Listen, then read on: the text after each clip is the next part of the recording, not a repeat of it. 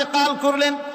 কিছু সংখ্যক সাহাবীদের কাছে খবর দিয়া অল্প সময়ের ভিতরে জানাজার ব্যবস্থা করা হলো।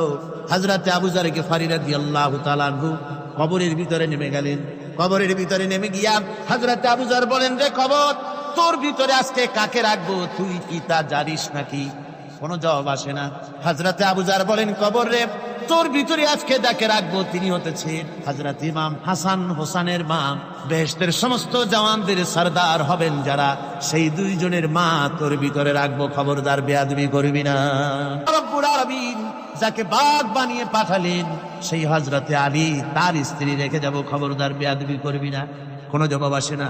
হযরত আবু যর বলেন, কবরের মাটি, তোর ভিতরে যাকে রাখবো তিনি হলেন খাতুনে জান্নাত, বেহেশতের সমস্ত মহিলাদের সরদারিনী হবেন যে ফাতেমা, তারে রেখে যাব, তোর ভিতরে খবরদার কোনো বেয়াদবি করবি না।